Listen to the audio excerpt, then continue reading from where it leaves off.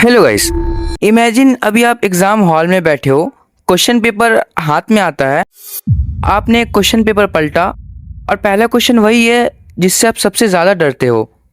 एक सेकंड के लिए स्टमक में वो वियर्ड सा फीलिंग आया ना, वो पैनिक सिचुएशन, अब क्या होगा, अब तो मेरे मार्क्स कम आएंगे। इंटरेस्टिंग पार्ट ये है, आप एक्चुअली एग्जाम हॉल में थे ही नहीं, आप बस इमेजिन कर रहे थे, पर फिर भी आपके ब्रेन ने उस सीन को सीरियसली प्रोसेस किया। यही चीज़ अगर आप स्टडिंग के लिए यूज़ करना सीख जाओ तो इमेजिनेशन सिर्फ टाइम पास नहीं रहेगी, it can actually become a study tool. क्योंकि आप खुद सोचिए, ज़्यादातर लोग क्या करते हैं, नोट्स खोला, इंपॉर्टेंट लाइंस हाईलाइट करी और फिर दोबारा पढ़ा, पर ब्रेन बोलता है हाँ हाँ ये तो आता है, ये तो देखा ही हुआ है, लेकिन नोटबुक बंद करते ही वेट, ये क्वेश्चन का आंसर क्या था। प्रॉब्लम ये है कि आप इंफॉर्मेशन को रिकॉग्नाइज कर रहे थे, एक्चुअली रिट्रीव नहीं, और यही डिफरेंस इमेजिनेशन सरप्राइजिंगली बहुत चेंजेस ला सकती। आज मैं आपको हर बार की तरह 4 सिंपल मेथड से इफेक्टिवली इमेजिनेशन से स्टडी करना बताऊंगा, रटना नहीं, जिसमें से थर्ड मेथड काफी इफेक्टिव है एंड एक बोनस मेथड भी है जो मैं दावे के साथ कह सकता हूँ हर कोई रिलेट कर पाएगा। तो वीडियो में बने रहो। Method number 1, build the scene.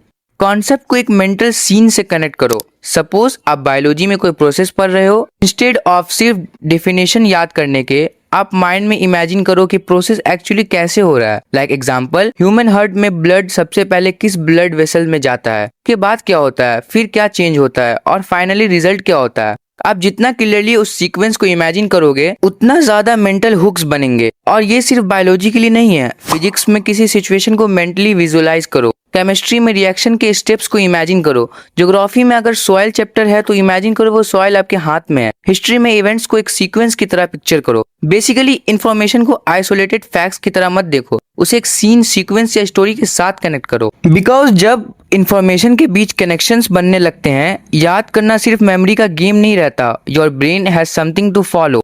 But first, ये एक्चुअली वर्क क्यों करता है? बिकॉज जब आप किसी चीज को विविडली इमेजिन करते हो, ब्रेन के कुछ वही सिस्टम्स एक्टिवेट होते हैं जो एक्चुअल एक्सपीरियंस में होते हैं। सोचो, किसी इंपॉर्टेंट कन्वर्सेशन से पहले आपने कभी मेंटली रिहर्स किया है, मैं क्या बोलूंगा अगर उसने ये बोल दिया, तो आप ऑलरेडी मेंटल रिहर्सल यूज कर रहे हो विदाउट इवन रियलाइजिंग इट। तो स्टडिंग में भी क्यों नहीं? और यही रीजन है कि खुद को एक्सप्लेन करते हुए इमेजिन करना सेम पैराग्राफ को बार बार रीड करने से ज्यादा यूजफुल रहता है। Method number 2, teach an imaginary student. ये थोड़ा स्टूपिड फील हो सकता है पर इफेक्टिव है। इमेजिन करो एक स्टूडेंट आपके सामने बैठा है जिसको टॉपिक के बारे में कुछ नहीं पता।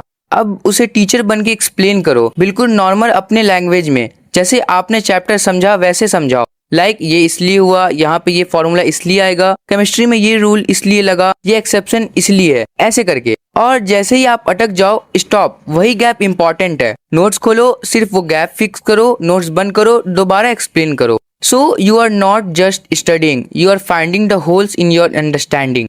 Method number 3, pre play the exam. Imagine करो आप एक्चुअल एग्जाम में हो, desk, question paper, clock, pen, pencil, a copy, exact same माहौल बना लो। फर्स्ट क्वेश्चन देखो और खुद से पूछो, क्या मैं इसे अभी सॉल्व कर सकता हूँ? आंसर मत देखो, थोड़ा स्ट्रगल करने दो, क्योंकि अब आपके पास एक क्लियर टारगेट है। इंस्टेड ऑफ मुझे पूरा चैप्टर पढ़ना है, मुझे ये क्वेश्चन सॉल्व करना आना चाहिए। अगर नहीं कर पाए तो क्वेश्चन को मार्क करो और फिर जब लास्ट में रिवीजन करोगे नोट्स खोलकर, वो टॉपिक अच्छे से रिवाइज करो।